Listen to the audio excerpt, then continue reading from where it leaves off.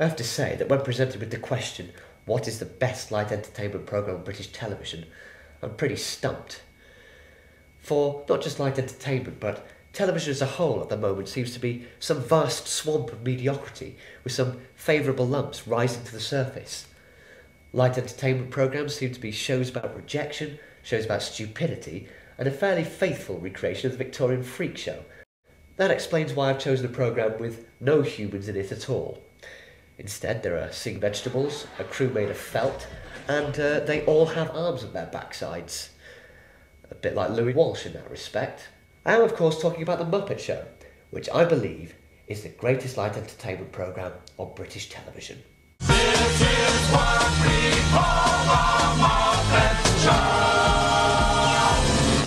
While I was researching possible candidates for this, I have to admit that I was a little bit conflicted about The Muppet Show, thinking that it was just a children's programme.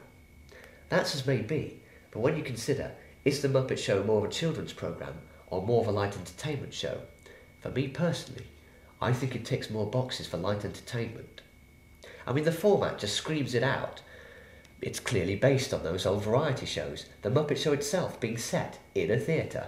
Ladies and gentlemen, Mr. John Cleese! Right, I'm leaving. Oh, wait, John! Oh, what's the matter?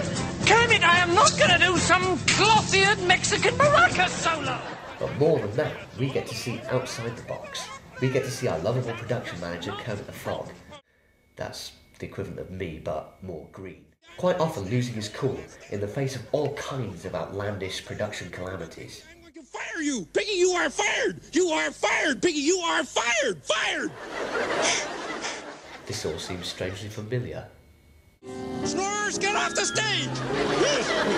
Created by the legendary Jim Henson, The Muppet Show came after the puppet act gained its big break on US television in the children's educational series Sesame Street. Now, although Sesame Street was produced and aired in the US, the American networks were totally uninterested in The Muppet Show, the puppet act having been branded solely for kids.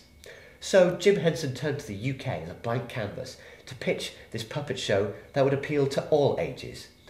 There he found ITV boss and star maker Lou Grade, who picked up the show. Through the original run, there were 120 episodes featuring a different big-name star for each episode. And in case you're interested, here they all are. You should be doing...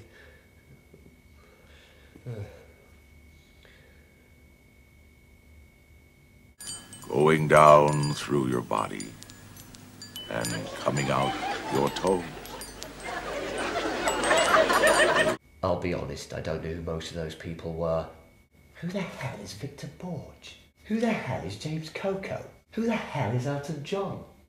But back then, they were big names, and as the show progressed, more and more celebrities were eager to appear on the show.